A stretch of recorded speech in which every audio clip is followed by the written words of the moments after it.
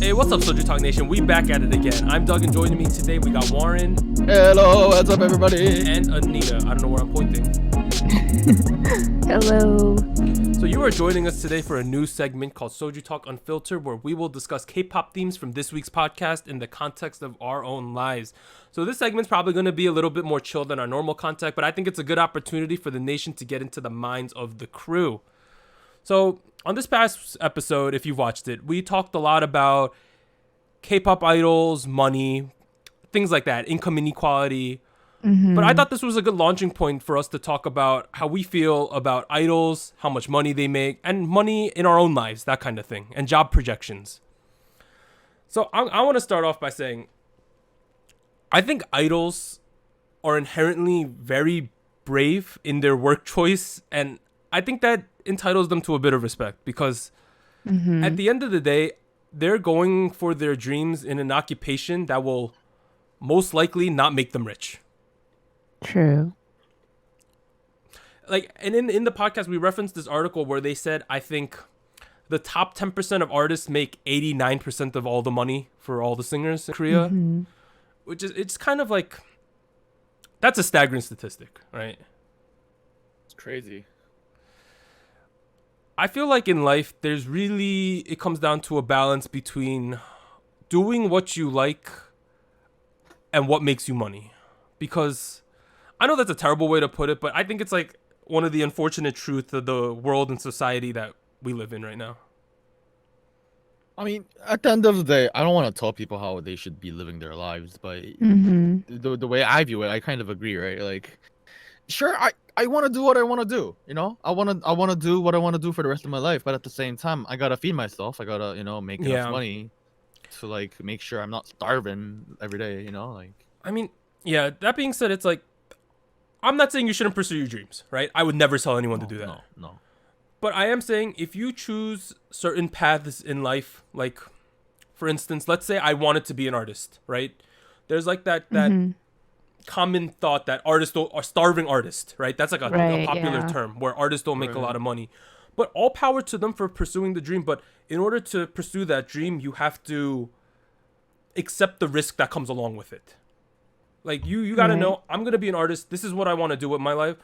And there's a decent chance that I'm not going to make much money on it, but I'm happy with the choice I've made. I always say that there's this term that you have to sleep in the bed that you make. I mean, do you guys agree with that? Yeah, I agree. Totally agree. I feel like I agree with that perspective of like your dreams and I guess being prepared for the struggle, I guess, of what that entails. But I also feel like sometimes like following your dreams is good, but you should have some sort of game plan, like I feel like for K-pop idols, it's not like they're just independent artists, right? Like they're going under a company, they're training for years, like there's a production team behind them, so they're not going at it alone. But I feel like that's how I feel like it's kind of, you're following your dream, but you're doing something in a safe way. Like there's a structure. Yeah, I agree with that. And I think it brings up the notion of privilege for sure. Because of course, not all idols come from decently well-off backgrounds, but there is a common feeling that many trainees / idols did have pretty comfortable family situations. And it's like, privilege is one of those things. When you're born, you're given this random dice roll, right? You don't choose to be born into whatever situation you are. It just happens, right? Now, if you're fortunate and born into like a good situation, you have more leniency to pursue things. You have a bigger risk tolerance because if your family has money, yes, you can pursue that job you might not make it in because at least your family can support you, right? Yes. For sure. That being said, it's like, I feel a lot of times in life, we're completely defined by what we do for work. You know what I mean by that? Yeah. When I meet a person, they're like, "Hi, what's your name? Oh, I'm John. Oh, I'm Warren. What do you do for a living?" And they make old notions about you based on that, right? Or at least a good amount. And I just want to point out that, all right, in America, the average work week for a normal employee is probably 40 hours. That's like the standard thing in America. There are 168 hours in the week, though. So your work week is only 24% of the week. My personal feeling is that there's very few people who get to actually make a living doing what they truly love in life. Mm-hmm. I think you have to be in very fortunate situations. You're like, let's say you were born with great genetics, you could be an athlete, right? Or let's say you're so artistically talented that it's easy for you to make money with your talent, right? But I think that's far and few between compared to most people. I think that you should, though, really define your life then. The majority of people really need to make an effort to define themselves with the remaining 76% of their week. I feel like that poses an interesting question, though, because as you say that, I'm thinking of the work life of an idol, and That's it's true. like 100%. Yeah, is they're their work. They're in an extreme situation, right? So I'm just thinking about that, and like that would be so stressful. Like burnout must be real for and people you don't get like to that. see your family, and then mental health is not of a big concern in Korea as it is Exactly. probably in America. But yeah, for me, I think a lot of the times choosing what you want to do in terms of work for your life, it comes down to often not doing what you love to do, because a lot of the times that's unfeasible, right? Right. But I think it comes down to doing something that you can, for lack of a better term, tolerate for 40 years, so you're not miserable. That's one way to look at it, yeah. Now, in my own personal setting, it's like a lot of the people on Discord and some of the people who know me better know that I work at my parents' fishing store now, right? If you asked me what I think I'd be doing 10 years ago when I was entering college, 100% that wasn't the answer, right? Like, there's no way that was the answer. Is it what I love to do? No, let's be honest. Like, I like fishing, but it's not like the end all be all for me. But am I blessed with this opportunity? And is it what makes sense financially in terms of me being a good son? All those type of things? Yeah. So I've learned to accept that that's the bet I'm going to lay with, and I'm going to make the best of it, right? Because it's a great opportunity, and I think I'd be kind of dumb not to take it. In terms of idols, though, it's like, man, you're picking a career that's probably going to be a struggle for the vast majority, right? Like, Yeah. For most of them, yes. Yeah. it's like it for me, I think about that. It's like, I don't know, maybe all right, let's say I'm like extremely good looking, good at dancing or something, right?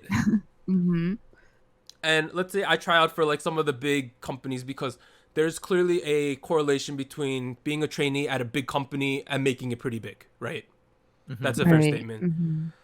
Let's say I don't get into one of those great companies. I end up in a B, C tier company. Like, man, it's going to be a struggle. It's a struggle, dude. It's a struggle. For every Yeoja Chingu, there's like 40 of girl groups who just died after 3 years. 3 years? That's generous? Is that generous? That's generous, dude. There's groups that die out after like 2 comebacks. Come on. I don't know. I just feel that sometimes we just judge idols based on the music or what company they're in. But I sometimes like to take a big picture approach and be like, number one, 90% of the time, that's not the song choice that they would want. It's what they've been given. And number two, I just respect the hustle of them being able to sacrifice that much of their life. Because let's say you're a guy idol, right? You were a trainee from like 16. You debuted at 20. You're in like an kind of group that lingered for 5 years. All of a sudden, you're 25. You got to go to the army soon, and you don't have an education. That's a humongous risk for me, at least. If you're in Korea and you're left in a situation like that, it's a struggle. You don't know where you're gonna go. You don't have like a good career opportunity to get off of there.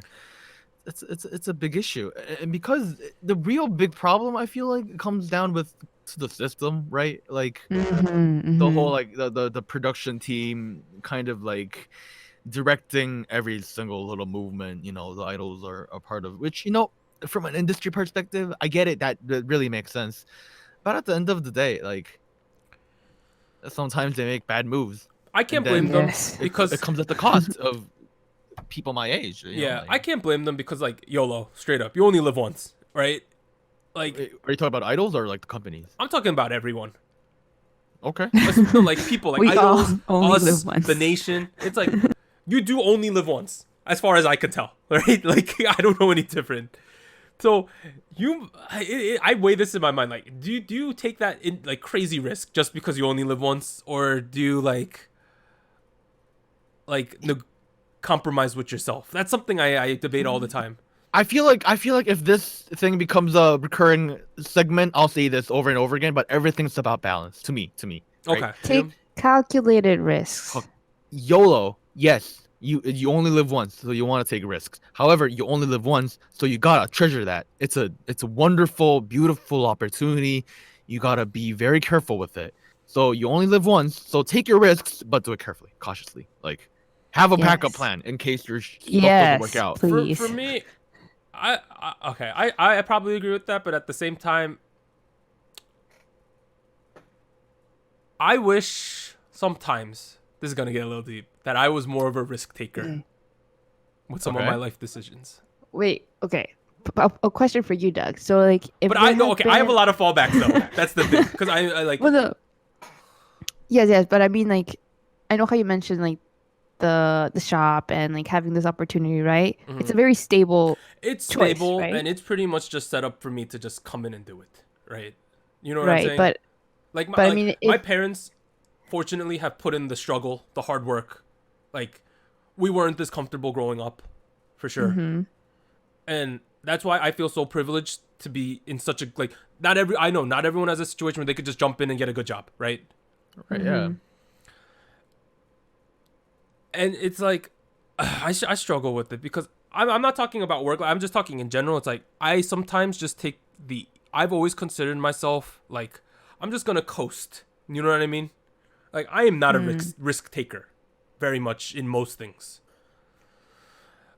I sometimes, I wouldn't say look down upon myself, but I like, when you know how you look sometimes late at night, you look back on the choices you've made and you're like, man, I should have taken a risk there, right? Like, dude, that's when you start pulling out your smartphone and start watching music videos. That's when that happens. That's what came up there, buddy. Here's the thing. If you had the opportunity, like, what would you do now? You know, the thing is, I'm one of those people who I've never been truly, like, super passionate about one thing. Doug, here's the thing. I feel, okay, I've grown up in a lot of countries. I've seen a lot of people. I've talked to a lot of people. Mm-hmm. I've met such a wide variety of people across different cultures. And everyone says that. I would say like 90% of the people I meet say that. That's true. It's common. All my former girlfriends were complaining about that. Seriously. God damn, I hope they're not watching right now. Jesus. But, like, at the end of the day, you don't have to be super passionate about everything. That's true. Like, you don't have to monetize. That's why, coming back to my opinion, maybe the living the other 76% of my life is good advice to me, myself. You know what I'm saying? Yeah. I think I wrote that comment and I'm really just talking about myself. Yeah, I think you are. Because here's the thing. If I can add on a little bit more, sorry to cut you off there. No, that's fine. I have a lot of hobbies. Good. I know you have so many hobbies. Yeah. I make videos as a hobby. I do music as a hobby. This is a hobby. This is a hobby. I have so many side gigs going on over here, and that's a problem in itself. Okay. Because I have so much stuff I want to do, and like I know that none of them make sense, like financially, or like, you know, like I'd be doing that over like doing actual stuff. So like sometimes I feel really beep, you know, like. Yeah, but at the same time, I'm on the completely other spectrum where I'm like, I'm inherently lazy. Like, if it's up to me, I can just like bleh for like a week straight. Don't you think I am lazy? What the hell are you talking about? All right, relative to me, you got nothing to talk about, fam. You're always telling me about these weird projects you're involved in, so. No, I have been making an effort since I've gotten out of grad school to get more hobbies. Clearly, this has become a great one for me, right? Like, there you go. This consumes a lot of my time, honestly. That being said, I am going to try to pick up some new ones. I might. This is getting a little off topic, but yoga, Doug, might happen in the future. That's something I've been debating because I need more. I feel like I need more flexibility. One of my best friends met his girlfriend of 4 years through yoga. Who knows? I know you're single. Downward dog. That's the only pose I know. But going back to the final discussion, it's like idols, they've chosen that path, right? Yeah. It's their life, so we just gotta be like respect, right? For me personally, it's more like calculated risk because I'm not willing to go that ham, which is fair too. I think everyone can determine their own risk tolerance, right? Oh, Anita. Okay, Anita. No, I just feel like I think people can recognize their own talents, right? I feel like you have to be really honest with yourself at certain points where you have to really think like, is this something that I can be doing for like 10, 15 years and like be successful, like dedicate my life to this, but also like be honest with yourself and like, is this something that I'm good at? Is this something that doesn't cause me stress? Is this something that is good for me in the long run instead of just harming me eventually, like slowly? So I don't know. I just feel like, yes, I support you if you have a dream, if you want to be an artist, if you want to become an idol, yes, but definitely be honest with yourself and like make sure that you're doing it for the right reasons and that you're prepared if it doesn't work out. You know, I'm really happy you said that because I was thinking about my own life and that's been very insightful. What you just know, I got a lot to think about now. Oh, no. Don't want it to be an idol. No, I'm not cut out for that, honestly. I mean, let's be real. If any K-pop fans like imagined it once. Of course. Come on, we've all done it. You're like, what would it be like if we're sitting out in Radio Star talking with Kimgura? We've all imagined. It's like, what if I was on I Live Alone and then this episode Warren came and visited me, right? You know how funny that would be, and we would have did like stupid stuff, right? Like, oh man. But all right, you know, we're gonna wrap this up probably, but I kind of like this because it got me thinking about a lot of things that I normally didn't think about. But are you guys good here? You got any other ments or? Yeah, yes, we're good. Love yourself. Be positive. Yeah, that's the main message. Love yourself, but be honest with yourself. How about we leave it at that?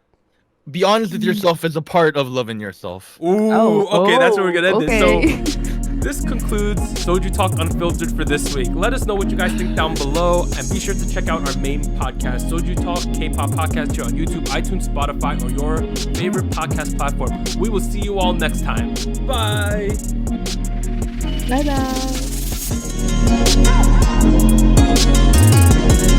Bye.